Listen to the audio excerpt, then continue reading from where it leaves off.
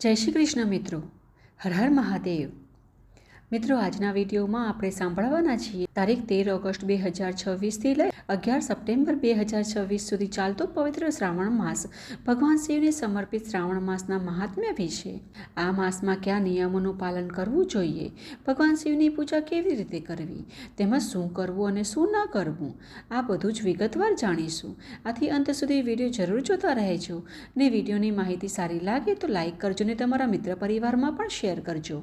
ને આવી જ વૈદિક પ્રમાણભૂત માહિતીઓ પ્રાપ્ત કરવા હેતુ હજી સુધી તમે આ ચેનલને સબસ્ક્રાઇબ નથી કરી તો કૃપયા કરી રાખજો, જેથી કરી અમારા દ્વારા આવનારી બધી જ નવી માહિતીઓ, કથાઓ તમારા સુધી સરળતાથી પહોંચી શકે.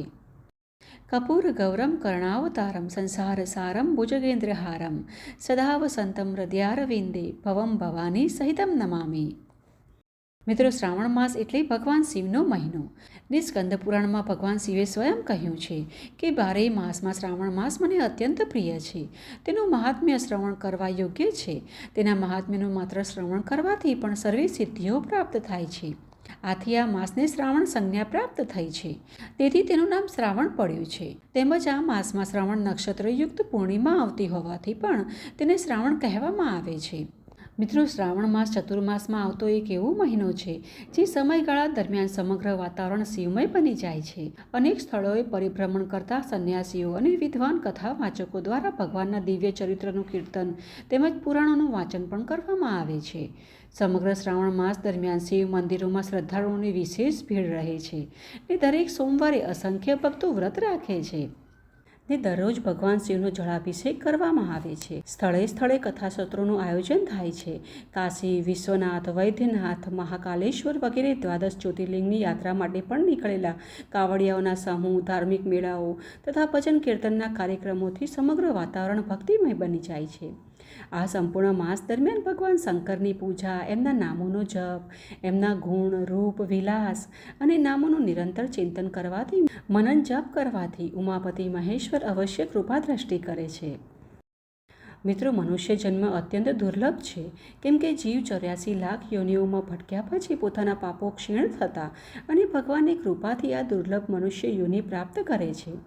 મનુષ્ય યોનિને દુર્લભ એટલા માટે પણ કહેવામાં આવી છે કેમ કે અન્ય સર્વે યોનિઓ માત્ર ભોગ યોનિ છે, જ્યારે મનુષ્ય યોનિ જ એકમાત્ર કર્મ યોનિ છે. આથી આવા દુર્લભ અવસરને પ્રાપ્ત કર્યા પછી જો મનુષ્ય તેને વ્યર્થ ગુમાવી દે અથવા ફરી અધોગતિને પામે તો તે અત્યંત દુર્ભાગ્યપૂર્ણ વાત ગણાય છે. તેથી જ આપણા શાસ્ત્રોમાં એવા અનેક વિધિ વિધાનોનું, વર્ષમાં દરેક માસ, દરેક તિથિ અને દરેક પર્વના વિશેષ મહાત્મ્યનું વર્ણન કરવામાં આવ્યું છે, સમજાવવામાં આવ્યું છે, જેના પાલન દ્વારા મનુષ્ય પોતાના પરમ કલ્યાણનો માર્ગ પ્રશસ્ત કરી મોક્ષ તરફ આગળ વધી શકે છે. આ પ્રકારે આવા યોગ્ય સમયે કરાયેલા જપ, તપ, દાન, વ્રત અને ભગવાનની ઉપાસના અનેક ઘણું ફળ આપે છે. ને જો આ દુર્ગમ અવસરને આપણે વ્યર્થ ગુમાવી દઈએ તો તે આપણા જીવનની સૌથી મોટી ખોટ કહેવાય. મિત્રો, મહાભારતના અનુશાસન પર્વમાં મહર્ષિ અંગિરા કહે છે કે જે મનુષ્ય મન અને ઇન્દ્રિયો પર સંયમ રાખીને શ્રાવણ માસ દરમિયાન દિવસમાં માત્ર એક જ વખત ભોજન કરે છે, તેને વિવિધ તીર્થોમાં સ્નાન કરવાના પુણ્યફળનું ફળ પ્રાપ્ત થાય છે અને તેના કુળનો વિકાસ થાય છે. આથી શ્રાવણ માસ દરમિયાન સંયમપૂર્વક રહેવું જોઈએ, એટલે કે ક્રોધ, ઈર્ષા જેવા વિકારો મનમાં ન લાવવા જોઈએ, ખોટા વાદ વિવાદમાં ન પડવું, સત્ય બોલવું, મધુર વાણી રાખવી, ક્રોધનો ત્યાગ કરવો, નિંદા ચુગલીથી દૂર રહેવું અને સર્વ જીવાત્મા પ્રત્યે દયાભાવ રાખવો જોઈએ. દુર્જનોની સંગત, અસત્ય, અહંકાર, વ્યસન અને અધર્મથી દૂર રહેવું જોઈએ. મન, વાણી અને કર્મથી પવિત્ર રહેવાનો પ્રયત્ન કરવો. આ ઉપરાંત શ્રાવણ માસમાં શક્ય હોય ત્યાં સુધી સાત્વિક આહાર લેવો જોઈએ. ઘણા ભક્તો આ મહિનામાં ડુંગળી, લસણનો ત્યાગ કરે છે ને શક્ય હોય તો એક સમય ભોજન કરવું જોઈએ.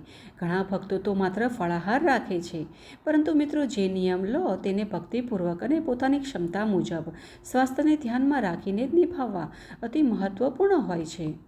આ માસ દરમિયાન સતત કાર્યો કરતાં કરતાં પણ શિવજીના નામોનું સ્મરણ કરતું રહેવું જોઈએ. સવારે વહેલા ઉઠી શક્ય હોય તો તારા સ્નાન કરવું જોઈએ. ત્યાર પછી શિવજીની પૂજા આરતી કરવી જોઈએ. મંદિરે જઈ શિવલિંગ પર જળ, પંચામૃતથી અભિષેક કરવો જોઈએ. ને પુષ્પો, બીલીપત્ર, ધતુરો, ભસ્મ આદિથી ભગવાન શિવનું પૂજન કરવું જોઈએ. શક્ય હોય તો મસ્તક પર ભસ્મનું ત્રિપુણ ધારણ કરવું અને ગળામાં રુદ્રાક્ષની માળા ધારણ કરવી જોઈએ. આસન પર બેસીને થોડા સમય માટે પણ ઓમ નમઃ શિવાય મંત્રનો જાપ કરવો જોઈએ અને ભગવાન શિવનું ધ્યાન કરવું જોઈએ. ભગવાન શિવને જળથી અભિષેક કરવો, ગંગાજળથી અભિષેક કરવો ખૂબ જ પુણ્યપ્રદાયની ગણાય છે. ત્યારબાદ પોતાની શક્તિ અનુસાર દૂધ, દહીં, ઘી, મધ અને શેરડીના રસથી તેમજ પંચામૃતથી અભિષેક કરી શકો છો. જો આ બધું શક્ય ન હોય તો માત્ર શુદ્ધ જળથી કરેલા અભિષેક પણ ભગવાન શિવને અતિ પ્રિય છે.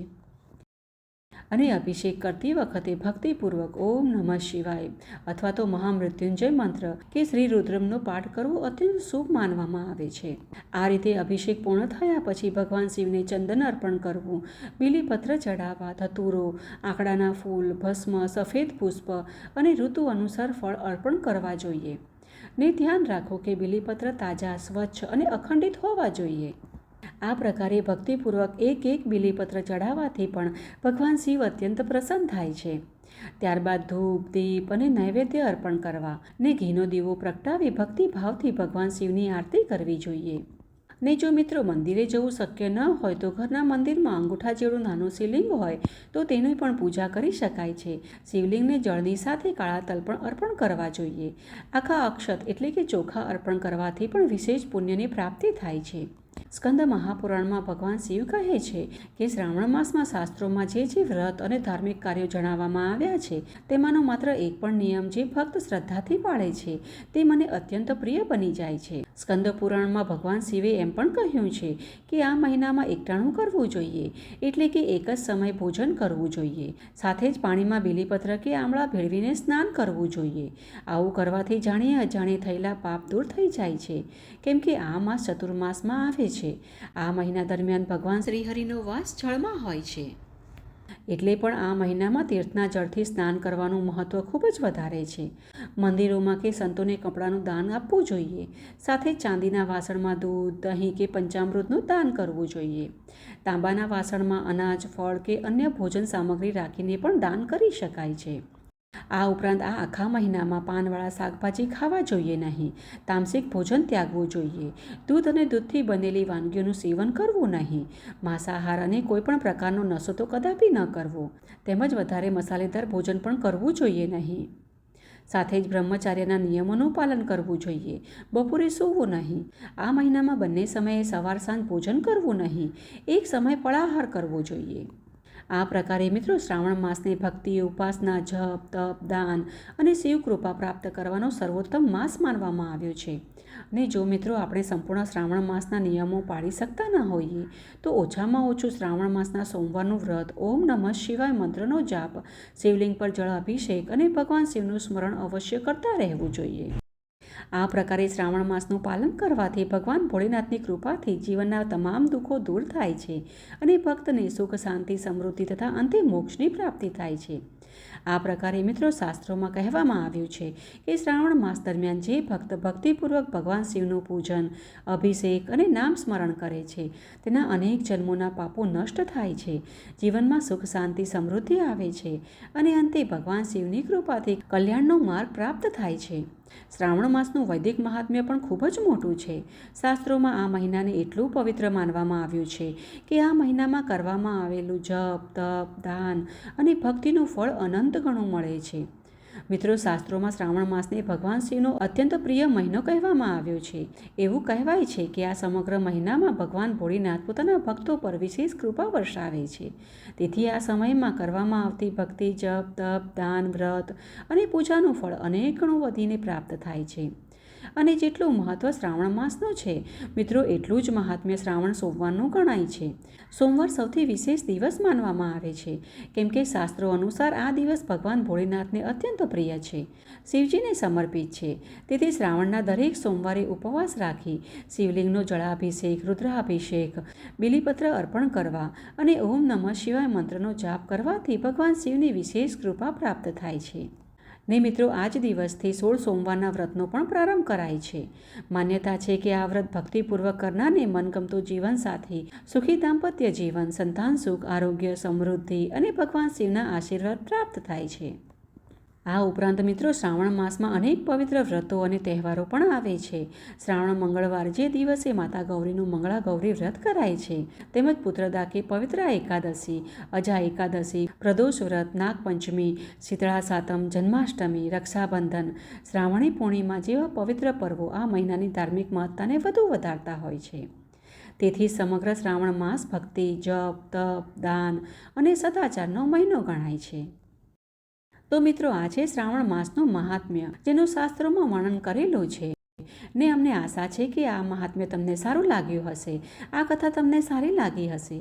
જો તમને આ કથા થોડી પણ સારી લાગી હોય તો કોમેન્ટ બોક્સમાં હર હર મહાદેવ અવશ્ય લખજો. ને મિત્રો, આ સંપૂર્ણ શ્રાવણ માસના મહાત્મ્યની કથાઓ પણ અમે લઈને આવી રહ્યા છીએ, જેનું શ્રવણ કરવા માત્રથી પણ સંપૂર્ણ સિદ્ધિઓ પ્રાપ્ત કરી શકાય છે ને ભગવાન શિવની વિશેષ કૃપા પ્રાપ્ત થાય છે.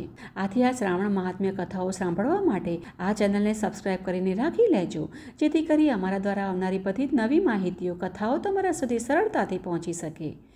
ને ચાલો શ્રાવણ મહાત્મ્ય કથાઓ સાથે ફરી મળીએ. હર હર મહાદેવ. જય શ્રી કૃષ્ણ.